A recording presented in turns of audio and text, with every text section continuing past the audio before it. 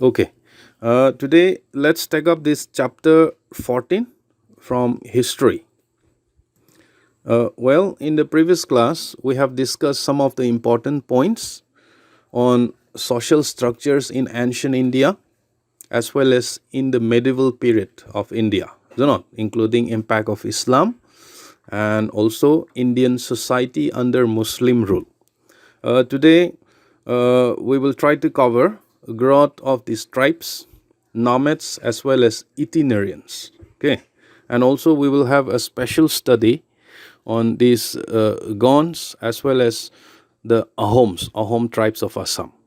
So let us see together. Tribes were mentioned in Mahabharata in the history, in the ancient history of India, as well as they were mentioned in the edicts of this Ashoka. Ashoka has many edicts as well as pillars. We have already learned in class 6, is it not? Okay. And during the time of this Mauryan, okay, they were mentioned as forest dwellers. So you can see from the picture, India is abound with different tribes and communities. Okay, so these are or were some of the tribes of India, in which we'll study in detail. So, in fact, they live in forests, hills, deserts, and other parts of the subcontinent of India. Okay, and not only that, tribes of India, they are united by kinship bonds. Okay, and they make use of natural resources, and also they earn their livelihood through the best use of these natural resources. Okay, some of them are engaged in this agriculture. Some of them are hunter, gatherer, as well as herder. You can see from the picture right here. These depicts the occupations of the tribals of India. Another important characteristics is that everything is community or jointly owned. They don't have individual things. Okay, or everything is community, or it has been jointly owned by the community itself. And later on, what happened was that conflict with more powerful caste-based societies. That means their society came to be divided among themselves. Okay, but still then they retain freedom, and also they preserve their culture. I'm sure you know what's the meaning of culture. Do not the habits or the things that they practice. Okay, so this picture depicts the culture of the tribals of India, and no written records. Okay, they don't have any written records, but they preserve their customs and even their traditions through this oral tradition, so to say. And this oral tradition, it helps them to reconstruct their history during the recent times. Okay, so everything is oral. Okay, their songs, their folklore, their folk tales, everything are oral, are preserved in oral tradition. Okay, and it is passed down to the to their generations. Okay, to several generations. So let's see together some of the major tribes. The first one is Khokars. They were very influential in Punjab. You can see from the map here. Here, this in Jammu and Kashmir. Khokars. You know. So likewise, Gakars, one of the person whose name was Kamal Khan Gakar. He was a Mansabdar during the time of this Akbar. You know, in the previous class, we have discussed something about Akbar, and he had Mansabdar, right, official, and one of the guy from this tribe whose name was Kamal Khan Gatkar. Another, Langals and Arghans.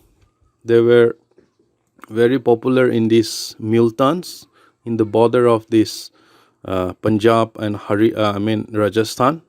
Okay, Balakis in the northwestern part of India, and in northeast, everybody knows we have Nagas, Ahoms, Mizos, and several other tribes. Okay, Cheros, they are found in this Bihar and Jharkhand. Okay, it is mentioned that during the time of the Mughal Aurangzeb. Okay, he subjugated these Cherus. He defeated these Cherus and made his kingdom. Another one, Mundas and Santals. They are in Bengal and Orissa. And these Kolis are there in Maharashtra as well as Karnataka. And Bhils, they were found in western and central India. Okay. Another one is Gons. These Gons, they are mostly found in Chhattisgarh, Maharashtra, Madhya Pradesh, Andhra Pradesh, and many parts of, and in most of the states of India. All right. So you can see from the map right here. Okay. The darker brown color, it is the concentration area of these Gon tribes. Okay. And the lighter area are sparsely populated by these Gons. So they are distributed in many parts of India. Okay, so you might have heard this Gondwana. Gondwana was the original land, or it was inhabited by the tribe called Gons. So this lady is a Gon tribe. Okay, and as far as their culture is concerned, they are known for their unique customs as well as their traditions. Even today, they are still practicing their traditional customs and their traditional festivals and all. Okay, so you can see some of the festival and how do they celebrate their Nag Panchami and all. All right, you can see from the picture right here. It is their customs are so unique. And in Akbarnama, okay, Akbarnama was a book, okay, written by one of his minister. So it mentioned about the kingdom of Garha Katanga. Garha Katanga was the kingdom of these Gons. Okay, it has stated that there were about 70,000 villages, and most of the people of these Gons or Gon tribes, they live in the villages. Okay, and they also practice shifting cultivation, and most of their foods were cereals, okay, rice, wheat, whatever, maize, and they also engage in this animal rearing or animal husbandry. Okay, and they had an egalitarian society. Egalitarian society means they don't have caste system. They consider everyone as equal. Okay, and they are known for secret medicinal plants. Okay, and they are very popular in curing sickness and ailments, and these were very much known to them. Okay, another important thing is their marriages. Their marriages are very so to say good, or I should say bad. The marriage is within the blood relations mostly. Okay, and even among the brothers and sisters, the marriage takes place or took place, so to say. Okay, so I'm sure these are the two brothers and sister. They're getting married. Okay, this custom or this social activity, these things are not accepted in our society, do not. But that is the social practice of the Gon tribes. Another one, during the time of this medieval period, they have administrative system. They have a centralized system of administration. They have a central government, a central king, I should say, Raja. And again, their administration divide into gar, just like states or just like a district. It was controlled by clans. Okay, and again, this gar was divided into chaurasi. The gars were divided into chaurasi, consists of 84 villages, and again, below these chaurasi, barhuts. Barhuts have 12 villages. So in that way, their administration was, so to say, their administrations were very excellent. Okay, they became unequal classes. One of the reason was some of them, they try to so convert into Brahmanas. Okay, and they received these grants from these rajas. Okay, and even the chief, they aspire to recognize as Rajputs. They are Gons, but they want to become Rajputs during the ancient period because Rajputs were very popular at that time. You know, so one of the example, Aman Das, he was a Gar chief. Okay, but he has converted his name into Sangram Shah, Rajput's name.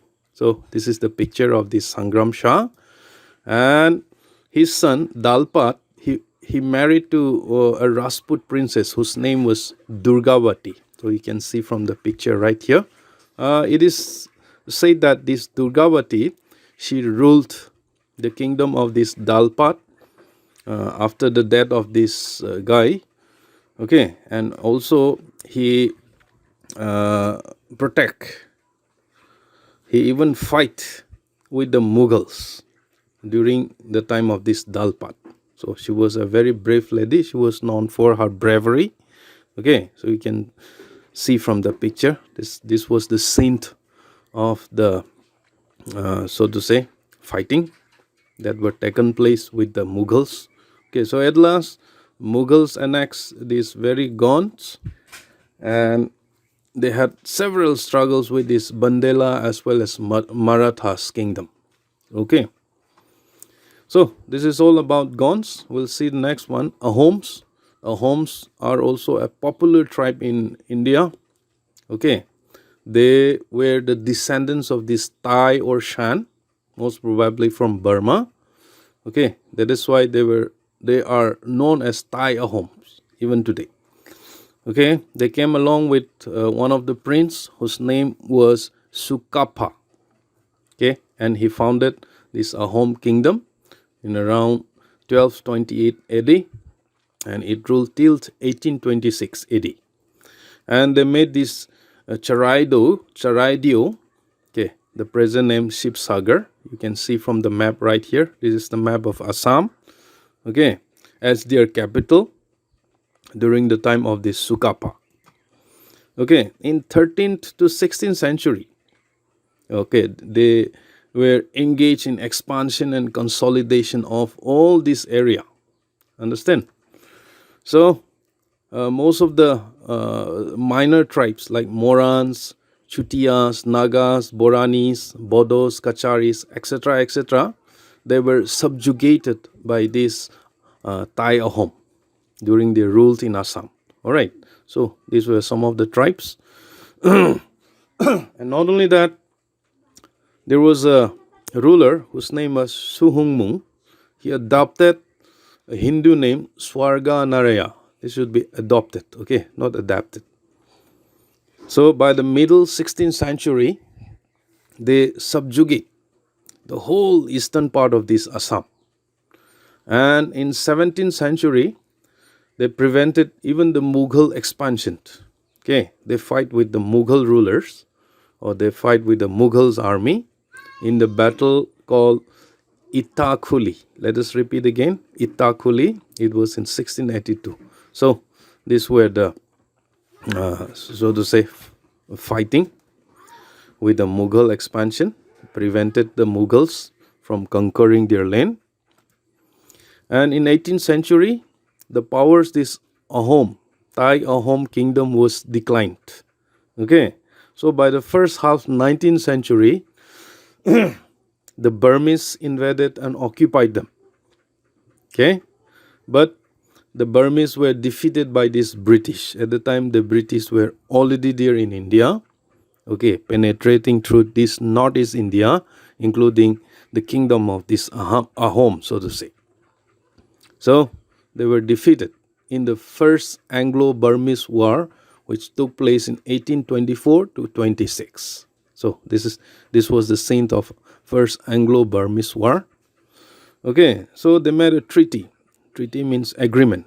Okay, so they converted this Ahom kingdom into a principality.